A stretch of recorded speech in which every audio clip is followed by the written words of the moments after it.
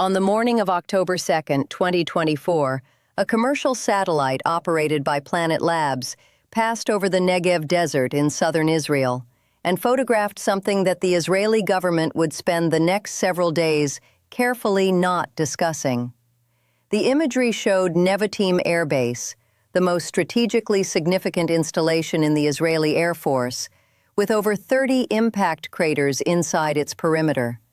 A hangar had a large hole in its roof, a taxiway was damaged, a runway had been struck. The official narrative, already established within hours of the strike, was that Israeli and American defenses had neutralized the vast majority of Iran's 180-plus ballistic missiles, that the base remained operational, and that no aircraft had been destroyed. All of those statements were accurate. None of them addressed the 32 craters. This briefing is about the 32 craters. It is about what they tell us regarding the current state of Israeli and Allied missile defense architecture. It is about what they tell us regarding the maturation of Iran's offensive ballistic missile program. And it is about why the gap between those two trajectories, one improving faster than the other, is the most consequential unresolved strategic question in the Middle East today.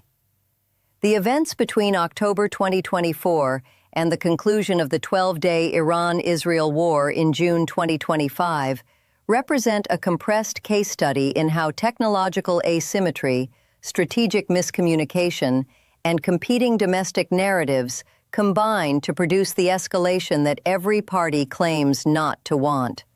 Understanding Nevatim is understanding how we arrived at a point where Iran was firing 500 ballistic missiles at Israeli residential neighborhoods, and both sides were simultaneously running low on the interceptors required to prevent further casualties. The question at the end of this analysis is not who won or lost. It is whether the current strategic architecture is built on foundations stable enough to prevent the next engagement. The evidence suggests the answer is more complicated than any government has publicly acknowledged. The evidentiary foundation for this analysis rests on three independent verification sources. First, Planet Labs' commercial satellite imagery of Nevatim Air Base, captured October 2, 2024, publicly available and widely analyzed. Second, research published by Dr. Jeffrey Lewis and colleagues at the Middlebury Institute of International Studies at Monterey, representing the most rigorous open-source assessment of the imagery. Third, independent analysis by Decker Eveleth at the Center for Naval Analyses, which corroborated and in some respects extended Lewis's crater count estimates. Additionally, synthetic aperture radar data from U.S. academics at Oregon State University was used to assess IDF base damage during the June 2025 12-day war, data that was not publicly released by Israeli authorities until The Telegraph published it, citing Western intelligence sources who confirmed the hits occurred. The compressed timeline is as follows. April 13, 2024, Iran launches Operation True Promise, approximately 170 drones, 30 cruise missiles, and 120-plus ballistic missiles. Claimed intercept rate, 99%. Minor structural damage at Nevatim. October 1, 2024, Operation True Promise 2, approximately 180 ballistic missiles, reduced drone component. Over 30 confirmed impacts at Nevatim, multiple hits at Tel Nof Air Base, penetration rate at Nevatim, estimated above 50% for missiles assigned to that target package. June 13, 2025, Israel launches Operation Rising Lion against Iran's nuclear and military command facilities. June 13 through 25, 2025, Iran's Operation True Promise 3, over 500 ballistic missiles across 12 days targeting Israeli military and civilian infrastructure. Ceasefire. Iran systematically exploited each engagement to refine its strike doctrine. April 2024 provided trajectory and intercept timing data. October 2024 tested a revised saturation plus precision methodology against that data. June 2025 deployed a fully operational version of the optimized approach at scale. This was not impulsive retaliation. It was iterative weapons development conducted under operational conditions. The operational decision-making environment inside Israeli Air Defense Command on the night of October 1, 2024, can be reconstructed with reasonable confidence from the available evidence. At approximately 1:45 a.m. local time, early warning systems detected ballistic missile launches from Iranian territory. Flight time to Israeli airspace at standard ballistic trajectories, approximately 10 to 12 minutes. Arrow 2 and Arrow 3 are Israel's primary anti-ballistic missile interceptors, designed to engage medium to long-range ballistic threats in mid-course and terminal phases. The total simultaneous launch capacity for the Arrow system is estimated at approximately 100 interceptors across 4 known battery sites: Palmachim, Ain Shemer, Tal Shahar, and Eilat. 2 U.S. THAAD batteries had been deployed to the region by this date, adding additional capacity. The incoming missile package, 180 ballistic projectiles with multiple target assignments, presented a load that, at any realistic intercept ratio, would require triage.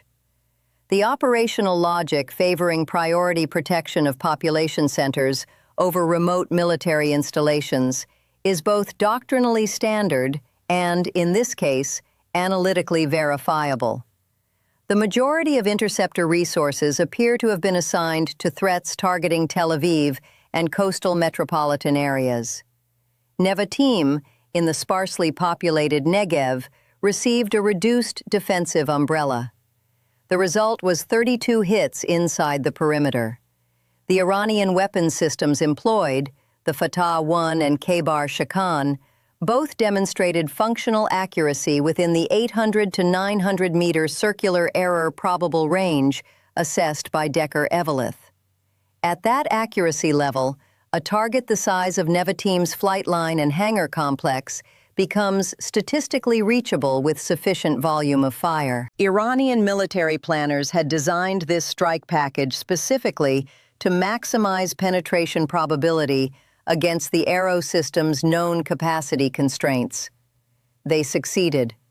The fact that the physical damage at Nevatim was ultimately limited, no aircraft destroyed, runways repaired within days, base operational within hours, does not diminish the strategic significance of the penetration event itself. Iran had crossed a threshold. Its missiles had reached Nevatim. The question shifted from capability to consequences. The technical performance gap between Iran's offensive missile program and Israel's defensive intercept capacity is narrowing, not widening. This is the single most important strategic finding from the October 2024 engagement. The April 2024 attack produced a 99% claimed intercept rate. The October 2024 attack, using a revised weapons mix with fewer slow decoys and more advanced ballistic missiles, produced a penetration rate at Nevatim that multiple independent analysts estimate at above 50% for that specific target package. Iran's weapons engineers made measurable progress between April and October 2024. The Fatah-1 hypersonic glide vehicle and the Khaybar-Shakan solid-fuel ballistic missile represent a qualitative upgrade from the weapons employed in April. Solid-fuel propulsion eliminates the pre-launch preparation window that intelligence services use to detect and warn of impending strikes. Hypersonic glide trajectories challenge the intercept envelopes of Arrow 2 and Arrow 3 systems that were calibrated for conventional ballistic curves. The offensive-defensive technology balance in the Iranian-Israeli missile domain has shifted measurably in Iran's favor between 2024 and 2025. The trajectory of that shift favors continued Iranian improvement. But that is only part of the picture. The United States deployed 2 THAAD batteries to Israel in 2024 and 2025, one in Kiryat Gat in late 2024, one near Nevatim in April 2025. Each battery fields 6 launchers and 48 interceptors. Total combined U.S. THAAD interceptor allocation to the Israeli theater, approximately 96 rounds. Each THAAD interceptor costs approximately $10 million. Against Iran's June 2025 barrage of 500-plus ballistic missiles across 12 days, the combined Israeli-American interceptor magazine was under significant stress throughout the engagement. U.S. officials described interceptor inventories post-engagement as critical.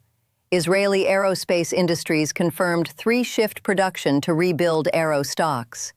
The Al Jazeera Center for Studies Analysis characterized U.S. interceptor expenditure during the conflict as the decisive factor in sustaining Israeli defense, and simultaneously a factor that underscored the capacity-constrained nature of that umbrella. The American defensive backstop that made Israeli air defense viable in June 2025 is finite, expensive to replenish, and dependent on production timelines that do not scale rapidly in response to operational depletion.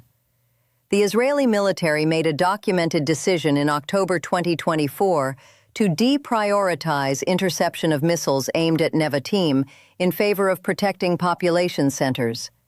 That decision was operationally correct, given the constraints. It was also, according to multiple analysts, a signal to Iranian military planners about the architecture of Israeli defensive prioritization. If Israel will accept hits on remote military installations to conserve interceptors for urban protection, then Iran has a targeting doctrine that can stress test Israeli defensive resources at relatively low marginal cost to the attacker, while generating high-value capability demonstration value. The October 2024 strike on Nevatim cost Iran interceptors it could afford to fire. It cost Israel interceptors it could not afford to replace quickly. The exchange ratio, from a strategic resource perspective, favored Iran. The current Iranian targeting doctrine has identified and is systematically exploiting the structural tension between Israel's finite interceptor inventory and its need to protect both military assets and population centers simultaneously. What the headline coverage consistently fails to address is that the strategic implications of the October 2024 strike extend well beyond the Israeli-Iranian bilateral relationship. They reach directly into the foundational assumptions of extended deterrence that underpin U.S. security commitments globally. The United States deployed THAAD batteries to Israel, the same system it uses to reassure South Korea against North Korean ballistic missiles, the same system it fields in Guam against Chinese and North Korean threats, the same system it has committed to expanding in Europe as a NATO asset. Every THAAD interceptor expended in the Israeli theater is a round not available for those other contingencies. The inventory is global and finite. The demands on it are not. When U.S. officials described post-June 2025 interceptor inventories as critical, they were not describing an Israeli problem. They were describing an American extended deterrence problem. An adversary studying U.S. interceptor depletion rates in the Israeli theater is simultaneously studying the current capacity of U.S. missile defense commitments in the Pacific and Europe. Those data points are not separable. If Iran's demonstrated ability to penetrate Israeli missile defenses, even partially, encourages other states with ballistic missile programs to reach similar strategic conclusions about American defensive umbrella limitations, the proliferation dynamic changes significantly. The deterrent value of U.S. missile defense guarantees is a function of both technical capability and perceived credibility. October 2024 and June 2025 provided empirical data on both dimensions to every state in the world with a ballistic missile program and an adversarial relationship with the United States or its partners. How does the United States recalibrate its extended deterrence commitments in an era when its most capable regional ally, supplemented by direct U.S. military assets, could not fully neutralize a regional power's ballistic missile barrage? That is not a rhetorical question.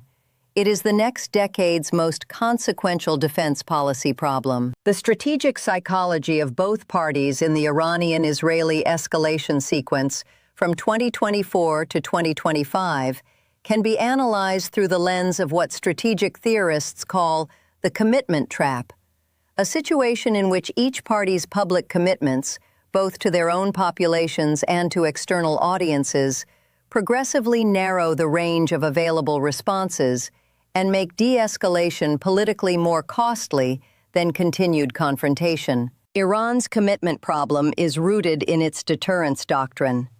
The IRGC's missile program is justified domestically as the capability that prevents Israeli or American preemptive action against Iran's nuclear program. Each public demonstration of that capability, each strike on Nevatim, each missile that reaches Israeli territory, reinforces the domestic legitimacy of the program and of the leadership that has invested in it. Walking back from that deterrence posture would require admitting that the investment in 30,000-plus ballistic missiles and decades of development was either unnecessary or insufficient. That is politically impossible in Tehran's current internal environment. Israel's commitment problem is the mirror image. Israeli strategic doctrine is built around the principle that no threat to Israeli security can be accepted as permanent or tolerable. The existence of an Iranian nuclear program, combined with Iranian leadership's publicly stated objectives regarding Israel's existence, creates a commitment obligation that Israeli leaders cannot publicly recede from without catastrophic domestic political consequences. When Iran demonstrated in October 2024 that it could reach Nevatim, Israeli strategic analysts were not calculating whether to respond. They were calculating when. Notice what neither side attempted in the 18 months between October 2024 and Operation Rising Lion. There was no bilateral track, no multilateral diplomatic framework, no structured communication channel through which Israel could credibly commit to restraint in exchange for Iranian nuclear program limitations. The absence of that channel is not an oversight. It reflects the fundamental incompatibility of the two parties' stated strategic objectives. The historical analogy that best illuminates this dynamic is the Cuban Missile Crisis. Not because the outcomes are equivalent, but because the underlying mechanism is identical. Two parties, each operating from internally consistent but mutually incompatible security perceptions, each constrained by domestic political commitments that limit available options, approaching a threshold where the cost of restraint appears to exceed the cost of escalation. In 1962, back-channel diplomacy created the space for de-escalation. In 2024 to 2025, no equivalent channel existed, was created, or was sustained. In modern conflict, when the gap between the operational reality of an engagement and the public narratives constructed around it becomes sufficiently large on both sides, it destroys the shared factual foundation required for diplomatic de-escalation to function. Each party's domestic commitments become hostage to the narrative rather than the reality. October 2024 created such a gap. June 2025 was the result. Dr. Jeffrey Lewis of the Middlebury Institute framed the Nevatim imagery analysis with characteristic analytical precision. The satellite data, he concluded, complicates the official Israeli narrative significantly. Over 30 craters, damaged infrastructure, evidence of penetration of the base perimeter.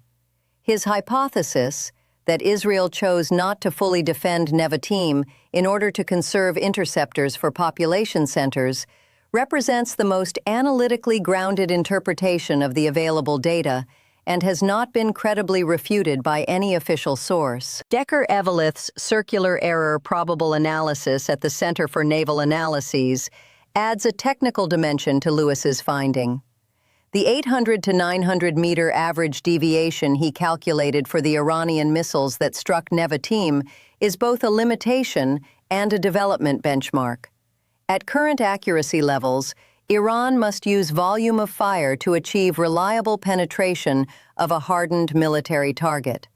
The direction of development in Iran's ballistic missile program is toward closing that accuracy gap. Dana Stroul, former Pentagon Middle East Policy Director, used language in describing Israel's interceptor posture that should be read carefully.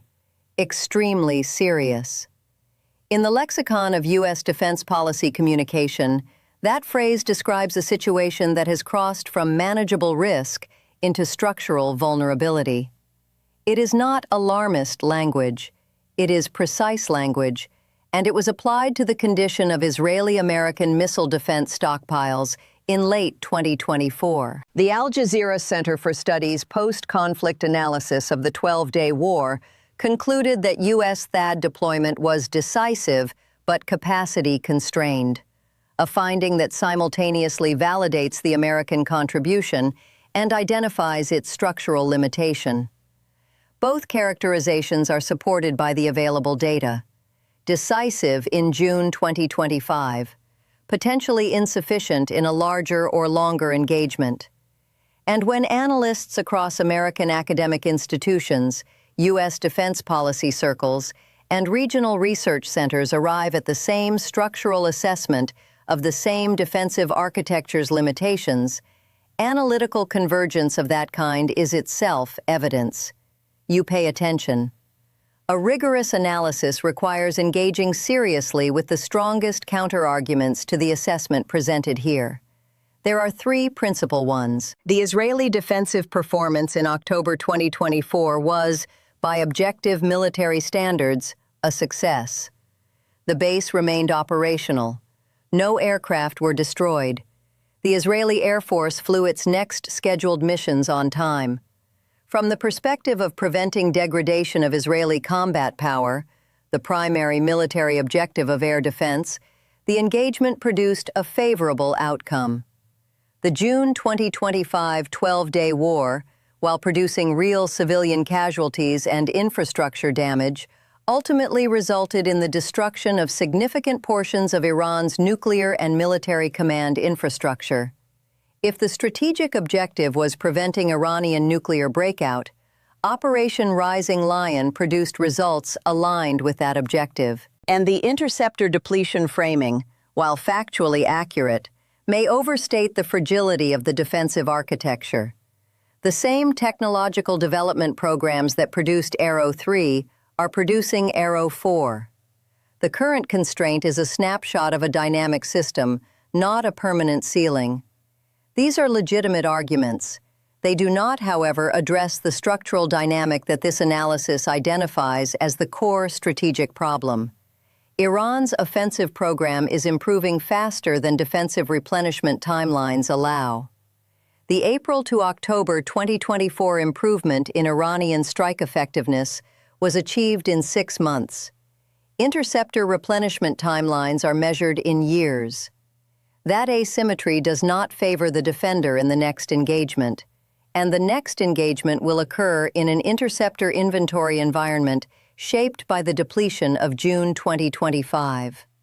The first-order strategic consequence of the October 2024 to June 2025 escalation sequence is the reconfirmation, under operational conditions, that Iran possesses a functional ability to deliver ballistic missiles to any location inside Israeli territory.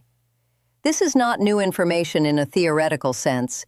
It is new information in the sense that it has now been empirically demonstrated, recorded in commercial satellite imagery, and analyzed by independent institutions without credible rebuttal from official sources. The second-order consequence is the recalibration of regional deterrence postures that has followed from that demonstration. Every state in the Middle East and beyond that had been operating on the assumption that American-backed Israeli missile defense constituted a near-impenetrable defensive umbrella is now operating with updated assumptions. Those updated assumptions affect procurement decisions, alliance calculations, and strategic doctrine for every regional actor from Riyadh to Ankara to Islamabad. The third-order consequence, and the one with the longest strategic timeline, is the implication for American extended deterrence globally. The THAAD batteries deployed to Israel are the same systems the United States has committed to its Pacific Treaty partners and to NATO. The operational conditions under which those batteries were stressed in June 2025 are directly relevant to contingency planning in the Korean Peninsula, the Taiwan Strait, and the Eastern Mediterranean theater simultaneously. The structural question that this story is ultimately about is not the Nevatim craters, or the Haifa refinery, or the apartment buildings in Bat Yam. It is about whether the foundational logic of deterrence, that demonstrated defensive capability prevents aggression, remains operationally valid in an era when offensive missile technology has reached a maturation point that allows regional powers to credibly threaten, penetrate, and impose costs on the defensive systems of states backed by the world's most advanced military alliance. October 2024 began the empirical test of that question. June 2025 provided the first significant data set. The results are inconclusive on the most important dimension, whether deterrence held or whether it was simply not fully tested yet.